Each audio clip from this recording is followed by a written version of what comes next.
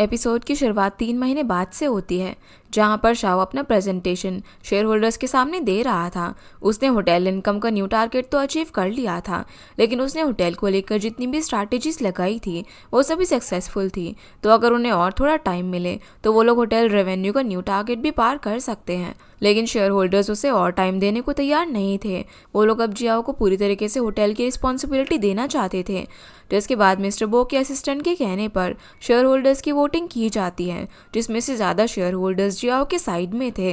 तो जियाओ ये देखकर बहुत ज़्यादा खुश था, यहाँ तक कि वो मिस्टर बो के कैबिन में चेंजेस करके उसे अपना न्यू कैबिन बनाने की बात कहता है। पर तभी मिस्टर बो अपने बेटे शाओ के डिसीजन को फुल सपोर्ट देकर होटल गाइडलाइंस का मेन रूल सभी को याद दिलाते हैं। उस रूल के हिसाब से अगर होटल ओनर शेयर होल्डर से एग्री नहीं करेगा तो ओनर का वोटिंग भी माना जाएगा। और यहाँ पर होटल ओनर यानी कि मिस्टर बो जो है वो अपने बेटे शाओ को सपोर्ट कर रहे हैं और ओनर की इस पावर को वीटो पावर कहा जाता है।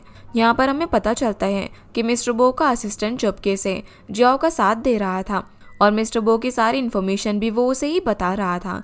पर वीटो पावर के बारे में असिस्टेंट से कोई भी इन्फॉर्मेशन ना मिलने पर जियाओ बहुत ज़्यादा गुस्सा करने लग जाता है, क्योंकि कई महीनों से वो इस होटल को अपने कंट्रोल में करने की कोशिश कर रहा है और अब जाकर उसे पता चला कि ओनर का फाइनल डिसीजन वीटो पावर के जरिए ही डिसाइड होता है। शेयर होल्डर्स भी अब शाओ का साथ दे रहे थे, क्योंकि उसके डिसीजन की वजह से उनके होटल की इनकम 3 महीने में 20 मिलियन हो गई थी, जो कि बहुत ही अच्छा टारगेट है। ये सब देखकर जियाओ काफ़ी गुस्से में था। तब मिस्टर बो उसे चिढ़ाते हुए बोलते हैं कि उसका कैबिन तो वो कभी भी हासिल नहीं कर पाएगा, लेकिन वो वहाँ पर चाय पीने के लिए आ सकता है। इसके बाद जाओ गुस्से में चला जाता है। उसके जाने के बाद असिस्टेंट यहाँ पर मिस्टर बो से माफ़ी मांगता है उन्हें धोखा देने के लिए, पर मिस्टर बो उसकी बातों को इग्नोर करके जॉब से निकाल देते हैं।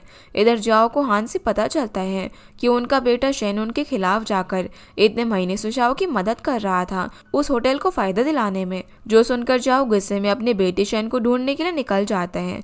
इवनिंग में हम शेन, शियाओ, शू और ईरान को देखते हैं, जहाँ पर शाओ उन सभी से मिले हेल्प के लिए उन्हें थैंक यू बोलता है। वो सब भी स्प्रिंग होटल शाओ की फैमिली के अंडर कंट्रोल में वापस आने से बहुत ही ज़्यादा खुश थे। अगले दिन फिर शाओ के फादर मिस्टर बो इतने सालों के बाद शाओ के लिए खुद खाना बनाकर लेकर आते हैं। दोनों बाप बेटे का रिश्ता पहले जैसा ठीक चल रहा था। दोनों उस खाने को खाकर मिस माई को याद करने लग जाते हैं। शाओ जब स्टडी में बिजी होता था और मिस्टर बो अपने काम में बिजी होते थे, तब मिस माई उनके लिए ऐसे ही खाना बनाकर उन्हें खिलाती थी। होटल बिजनेस से पहले मिस्टर बो उसे बहुत कुछ बनाकर खिलाते थे, लेकिन काम में बिजी होने के बाद वो मिस माई को अपने हाथों का बनाया हुआ कुछ भी नहीं खिला पाए, जिसका गिल्ट उन्हें आज भी है। इन्हीं सब बातों के बीच में शाओ को अपने फादर से पता चलता है कि कल ईरान ने उन्हें शाओ के साथ देने के लिए रिक्वेस्ट की थी। उसके मुताबिक शाओ इस होटल के जरिए अपनी मॉम की यादों को जिंदा रखना चाहता है। इस होटल में चेंजेस करने से शाओ को फिर से अपनी मॉम को खोने का दर्द होगा। ईरान की ये बात मिस्टर बो को इतनी अच्छी लगी कि उसने वीटो पावर के जरिए शाओ का साथ देने का डिसाइड किया। मिस्टर बो के मुताबिक ईरान में मिस माई जैसी स्ट्रॉन्ग वुमेन की क्वालिटी है, मतलब कि वो अब ईरान को पसंद करने लगे थे और उन्हें शाओ और ईरान की रिलेशनशिप से कोई भी प्रॉब्लम नहीं थी। दोनों बाप बेटे खुशी खुशी अब बात कर रहे थे। तभी मिस्टर बो की चेस्ट में पेन होने लग जाता है और वो बेहोश होकर वहीं पर गिर जाते हैं और शाओ उन्हें संभालने लगता है। दूसरी तरफ शेन जब ब्राइट प्लेटिनम होटल की अपने रूम में सो रहा था, तभी उसके रूम में उसके फादर जाओ आते हैं, जो आते ही उसे अपनी स्टिक से मारने पीटने लग जाते हैं। जाओ उन्हें समझाता है कि वो शाओ की फैमिली से उनका होटल छीन कर गलत कर रहे थे। उस होटल की शुरुआत तो उन्होंने की थी ना, तो सबसे ज़्यादा हक उनका बनता है। इसीलिए उसने सही रास्ता चुनकर शाओ का साथ दिया होटल को सक्सेसफुल बनाने में। शेन की ये बात सुनकर जाओ और भी ज़्यादा गुस्सा करने लग जाता है और इस दौरान उन्हें भी चेस्ट पेन होता है, जिसके बाद शेन उन्हें हॉस्पिटल में एडमिट करवाता है।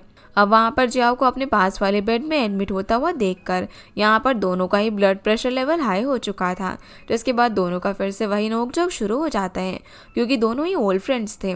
इसलिए जब शाओ की फिर से हेल्थ खराब होने लगी तो सबसे ज़्यादा टेंशन मिस्टर बो को हो रही थी और वो डॉक्टर को चिल्ला चिल्ला कर बुलाने लगता है। वहीं ईरान और शेन सिटी के एक फेस्टिवल को अटेंड करने के लिए गए हुए थे, जहाँ पर ये दोनों फेस्टिवल को काफ़ी इंजॉय करते हैं। फिर फायरवर्क्स देखने के लिए एक जगह पर बैठ जाते हैं।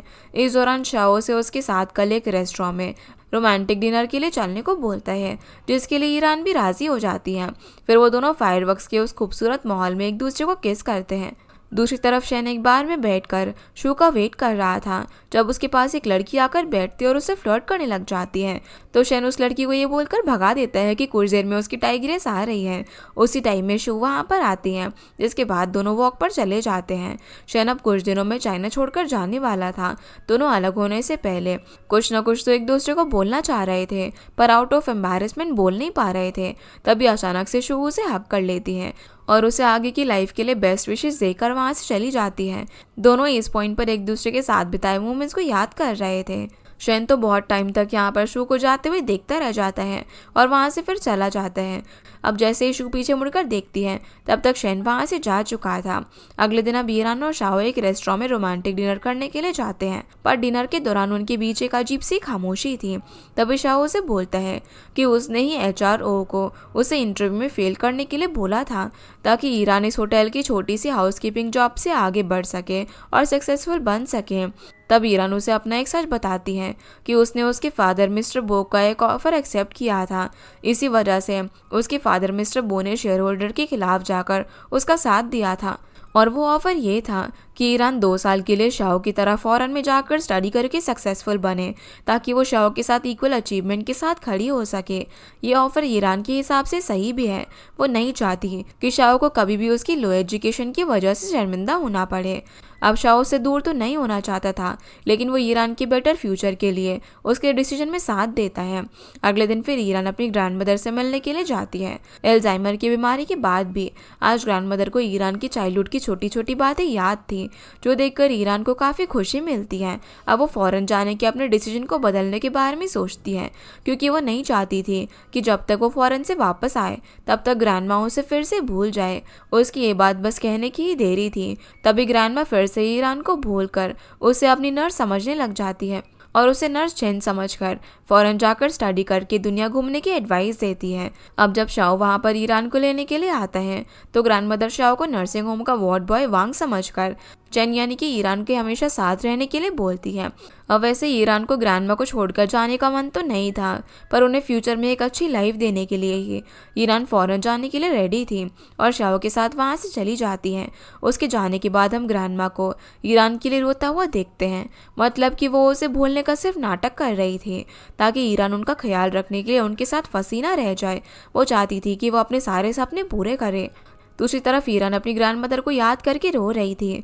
तभी शाओ ईरान को उसका चाइल्डहुड होम दिखाने के लिए बोलता है, इसीलिए अब ईरान उसे अपने चाइल्डहुड होम में लेकर जाती है। वहाँ पर वो लोग रेंट पर रहते थे, पर वो उनके लिए उनकी पूरी दुनिया थी। अब उसे एक स्टोर हाउस बना दिया गया था, फिर भी उस घर के हर कोने में ईरान की हैप्पी मेमोरीज छुपी हुई थी। वो शाओ को पूरा घर दिखाकर उसकी चाइल्डहुड की बातें बोलने लग जाती हैं, जहाँ उसकी फैमिली डिनर करती थी और कभी कभी उनके नेबर्स भी घर पर कुछ न कुछ खाने की चीज़ें लेकर आते थे। सभी लोग एक फैमिली की तरह खाने को एंजॉय करते थे। घर के एक कोने में ईरान का स्टडी टेबल हुआ करता था, जहाँ पर वो विंडो के पास बैठकर ड्राइंग और स्टडी करती थी। उसके पेरेंट्स उसका हमेशा स्कूल जाने से उसके आने तक का वेट करते थे। फिर ईरान शाह को टेरेस पर लेकर जाती हैं, जहाँ वो उसे अपनी चाइल्डहुड की और भी कई सारी स्टोरी सुनाती हैं। चाइल्डहुड का वो टाइम उसके लिए बहुत ही ज़्यादा स्पेशल था। कोई भी सिचुएशन हो, कैसा भी मौसम हो, हमेशा घर पर उसका कोई ना कोई वेट करता था। तब शाह उसे प्रॉमिस करता है कि अब से वो जब भी कहीं पर जाएगी वो हमेशा उसका वेट करेगा। अगले दिन फिर हम शू को देखते हैं, जो कि चाइना की दूसरी सिटी में कुछ दिनों के लिए रहने के लिए आई थी। वो अपने ब्राइट प्लैटिनम होटल की जिम्मेदारी उसके वापस आने तक अपनी असिस्टेंट को देकर आई थी। तभी उसके पास शेन आता है, जो उसका सूटकेस उसकी कार से निकालता है। ये बिल्कुल उनकी पहली मुलाकात की तरह था, पर इस बार शेन यहाँ पर शू के साथ कुछ टाइम स्पेंड करने आया था। दोनों यहाँ पर एक दूसरे की आंखों में देखकर उनके प्यार को समझ जाते हैं और एक दूसरे का हाथ पकड़कर वहाँ से चले जाते हैं, क्योंकि फाइनली दोनों का अपना ट्रू लव मिल चुका था। वहीं ईरान आज फौरन जाने वाली थी। उसे एयरपोर्ट तक छोड़ने के लिए शाओ आने वाला था। तभी एचआरओ से मीटिंग में जाने के लिए कहती हैं, क्योंकि वहाँ पर जियाओ आया हुआ था। इधर हम ईरान को होटल के बाहर देखते हैं। उसे सी ऑफ करने के लिए पूरा होटल स्टाफ आया था, जो अब उसकी एक फैमिली बन चुकी थी। वो लोग उससे दूर नहीं होना चाहते थे। तब ईरान उन्हें प्रॉमिस करती है कि वो अपना कोर्स ख़त्म करके इसी होटल में काम करने के लिए आएगी। तब वो लोग हमेशा एक साथ रहेंगे। जाने से पहले ईरान बहुत देर तक शाओ का वेट करती है, पर उसका कोई भी अता पता नहीं था। उसी टाइम लिन वहाँ पर आकर ईरान से शाओ के मीटिंग के बारे में बताता है और वो उसकी जगह पर खुद ईरान को एयरपोर्ट छोड़ने जाना चाहता था। पर ईरान सभी को बाय बोलकर अकेले होटल की टैक्सी में चली जाती है। अब फौरन जाने से पहले शाओ को आखिरी बार ना देखकर रास्ते में ईरान बहुत ज़्यादा रो रही थी। वो शाओ को बार बार कॉल कर रही थी पर वो उसका फ़ोन नहीं उठाता। तब गुस्से में वो रोते रोते शाओ को गाली देने लग जाती है। जब गालियाँ कुछ ज़्यादा बढ़ जाती है तभी शाओ उसके सामने आता है ईरान को सरप्राइज़ देने के लिए। असल में उसने आखिरी टाइम उससे ना मिलने का बहाना किया था और टैक्सी ड्राइवर बनकर उसका रिएक्शन देखने के लिए उसके सामने आ जाता है। जो सब देखकर ईरान और भी ज़्यादा रोने लग जाती है और उसके ऐसे सडन सरप्राइज ने तो उसे हार्ट अटैक ही दे दिया था। उसे लगा कि इतना दूर जाने से पहले वो शाओ को एक बार भी नहीं देख पाएगी। ईरान से दूर होने का ये दुख शाओ को भी बहुत ज़्यादा था, लेकिन ये सब वो दोनों फ्यूचर में एक साथ रहने के लिए ही कर रहे थे। इसीलिए दोनों एक दूसरे को हक करते हैं और शाओ ईरान को अपना ख्याल रखने के लिए बोलता है, साथ ही किसी दूसरे लड़के की तरफ देखने को मना करते हैं और अलग होने से पहले दोनों एक दूसरे को किस करते हैं। ईरान फिर 2 साल के लिए फॉरेन में स्टडी करने चली जाती है। उसके जाने का दुख सभी को था, यहाँ तक कि गुआई को भी, जो कि पहले ईरान की दुश्मन हुआ करती थी। फिर भी वो लोग उसका वेट करते हुए अपनी डेली लाइफ में आगे बढ़ते हैं। होटल के हाउसकीपिंग स्टाफ में और भी कई सारे न्यू एम्प्लॉयज़ जुड़ चुके थे जिन्हें अब लिन मैनेज करता था, क्योंकि शाह होटल के बाकी फाइनेंशियल कामों में बिजी था। शाह और ईरान के बीच बहुत ही कम बात होती थी क्योंकि उनकी टाइमिंग मैच ही नहीं होती थी। ईरान जब कॉल करती थी तब शाह काम में बिजी होता था और शाह जब कॉल करता था तब ईरान अपनी स्टडीज़ में बिजी होती थी। हर वीक शाह ईरान की ग्रैंड मदर से मिलने के लिए नर्सिंग होम भी जाता था, उनके साथ टाइम स्पेंड करता था और उनकी फ़ोटोज़ ईरान को भेजता था। ग्रैंड मदर की अल्जाइमर की बीमारी अब ठीक हो चुकी थी, वो अब कोई भी चीज़ नहीं भूलती थी और यहाँ तक कि ईरान के बिहाफ पर शाह ईरान की ग्रैंड मदर की सारी रिस्पॉन्सिबिलिटीज़ निभा रहा था। लेकिन इन सब के बीच एक अजीब सी चीज़ होती है, ईरान ने शाह को कॉल मैसेज करना बंद कर दिया था, यहाँ तक कि वो उसके मैसेज का कोई भी रिस्पॉन्स नहीं दे रही थी। इन सब से शाह बहुत ज़्यादा परेशान था। वो जो कोई भी काम करता था उसे हमेशा ईरान की याद आती थी। ऐसी अब 1 साल बीत जाता है। कुछ ही दिनों में अब क्रिसमस आने वाला था और इस टाइम स्प्रिंग होटल में कस्टमर्स की भीड़ लगी हुई थी। इसी टाइम चाइना का टॉप होटल अवार्ड इवेंट शुरू होता है, जहां पर शू का ब्लाइट प्लेटिनम होटल और शाओ का स्प्रिंग होटल का नाम टॉप 10 में था और साल का बेस्ट होटल होने की वजह से शाओ के स्प्रिंग होटल को ये अवार्ड मिलता है। फाइनली उसने सभी को प्रूव कर दिया था कि होटल बिजनेस में उससे बेटर कोई भी नहीं है, उसके डिसीजन हमेशा सही हैं। साथ ही उसने इस होटल को नंबर 1 बनाने का अपनी मॉम का सपना भी पूरा कर दिया था। अवार्ड मिलने के बाद वो उस अवार्ड के साथ अपनी फ़ोटो ईरान को भेजता है, पर बहुत देर वेट करने के बाद भी उसकी तरफ से कोई रिस्पॉन्स नहीं आता। अब जब उसे कॉल आता है तो वो एक्साइटेड होकर कॉल तो उठाता है, लेकिन वो शू का कॉल था, ईरान का नहीं, जो कि उसी के होटल की कैफ़े में उसका वेट कर रही थी। वो वहाँ पर अकेली नहीं थी बल्कि शेन को अपने साथ लाई थी। दोनों यहाँ पर अपनी शादी का इनविटेशन उसे देने के लिए आए थे। अब एक दूसरे के लिए उनका लवी डवी रोमांटिक बिहेवियर देखकर शाह को काफ़ी गुस्सा आने लग जाता है। उसके 2 दोस्त शादी कर रहे हैं और यहाँ उसकी गर्लफ्रेंड उसके कॉल को इग्नोर कर रही है। ऊपर से शेन और शो से ये कहकर छुड़ाने लग जाते हैं कि ईरान को कोई फॉरेन का लड़का पसंद आ गया होगा, इसीलिए वो उसे इग्नोर कर रही होगी। उनकी इन सब बातों से गुस्सा होकर शो वहाँ से चला जाता है और जाने से पहले उसका बिल भी उन्हें ही पे करने को बोलता है। अगले दिन फिर शाह नोटिस करता है कि उसके डार्क सर्कल्स गायब हो चुके हैं, क्योंकि उसने ईरान का एडवाइस फॉलो करके खुद को आराम दिया था और टाइम पर सोया था। यहाँ तक कि अपने खाने पीने का भी उसने ध्यान दिया और अब वो ओवरवर्क भी नहीं कर रहा था। अपने डार्क सर्कल्स को ठीक होता हुआ देखकर शाह बहुत ज़्यादा खुश होता है और अपने मेकअप को डस्टबिन में फेंक देता है। तभी रूम में HR ओयू और शाह का असिस्टेंट लेना आते हैं, जिनसे शाह ईरान के बारे में पूछता है, पर उन्हें भी उसके बारे में कुछ पता नहीं चला था। वो लोग तो उसके फादर मिस्टर बो के फॉरेन से आने की खबर देने के लिए आए थे, इसीलिए शाह गेट पर जाता है अपने फादर को रिसीव करने। तभी शाह की नज़र व्हील चेयर पर बैठी एक लड़की की तरफ जाती है जिसने ईरान की तरह ही कपड़े पहने हुए थे, पर लकीली वो ईरान नहीं थी। ईरान तो अब काफ़ी बदल चुकी थी और फैशनेबल हो चुकी थी। वो आज 1 साल बाद शाह के होटल आती है और शाह के फादर ईरान को लेने के लिए फौरन गए थे। शाह ईरान को इतने महीनों बाद देखकर बहुत ही एक्साइटेड था, लेकिन वो शाह के साथ बात नहीं करती बल्कि उसे इग्नोर करके मिस्टर बो के साथ मीटिंग में चली जाती है। मीटिंग के दौरान भी ईरान शाह को कोई इंपॉर्टेंस नहीं देती और होटल को लेकर कुछ इंपॉर्टेंट डिसीजन उन्हें बोलती है। उसका आइडिया मिस्टर बो और बाकी सभी को बहुत ज़्यादा पसंद आता है और यहाँ पर ईरान अब HR हेड बन चुकी थी, लेकिन उसका इग्नोरेंस बिहेवियर शाह को बहुत ही बुरा लगता है। वो इस बारे में ईरान से पूछता भी है है, लेकिन वो उसे कोई जवाब नहीं देती और काम के बाद पर्सनल मैटर डिस्कस करने के लिए बोलती है। उसका ऐसा बिहेवियर बेचारे शाओ को सोच में डाल देता है। उसी रात अब क्रिसमस का दिन था, जहाँ पर रात को लॉबी में शाओ को एक सेंटा दिखता है जो उसे गिफ्ट देता है, और ये सेंटा ईरान थी जो उसे कुछ ऐसे गिफ्ट देती है जिनसे उनकी पूरी लाइफ जुड़ी हुई थी। उसमें उनकी मेमोरीज थी। पहले गिफ्ट वो बटन जिसके जरिए वो दोनों पहली बार मिले थे, फिर उनका पहला फोटो जो कि उन्होंने होटल का पियानो म्यूजिक सुनते हुए लिया था, फिर वो लव लॉक जो कि उन दोनों ने अपने प्यार को अमर बनाने के लिए चेन में लगाया था। इसके बाद वो बैंडेज जो कि एक बार शाओ ने ईरान के जख्मों पर लगाई थी, साथ ही वो सॉरी लिखा हुआ पेपर जो शाओ एक बार ईरान से माफ़ी मांगने के लिए उसके पीछे पीछे लेकर भागा था। फिर वही मेकअप ईरान शाओ को दिखाती है जो एक बार उसने शाओ के डार्क सर्कल्स छुपाने के लिए यूज़ किया था। ये सारे गिफ्ट देखकर शाओ काफ़ी ज़्यादा इमोशनल हो जाता है, लेकिन वो पहले ईरान से उसे इग्नोर करने की वजह पूछना चाहता था।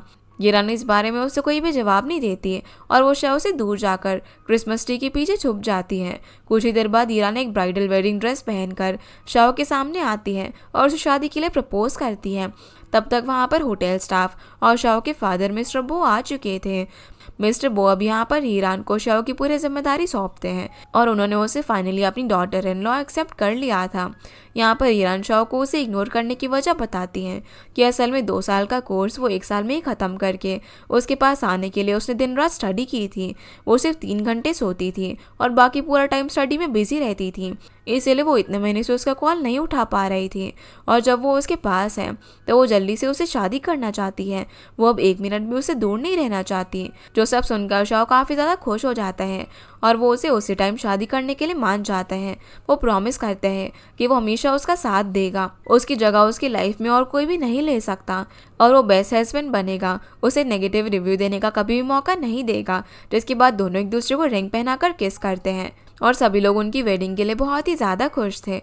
फिर जब उनकी वेडिंग नाइट होती है तो यहाँ पर ईरान शाओ को उनकी इंटीमेसी को लेकर नेगेटिव रिव्यू देती है, जिनकी इस प्यारी सी नोकझोंक के साथ ही ये ड्रामा यहीं पर ख़त्म हो जाता है। तो गाइस, ये थी आज की वीडियो एंड होप आप लोग को ये वीडियो पसंद आई होगी। तो इस वीडियो को लाइक कर चैनल को सब्सक्राइब ज़रूर कीजिएगा। आपसे फिर मिलते हैं अगले इंटरेस्टिंग ड्रामा में, तब तक के लिए गुड बाय।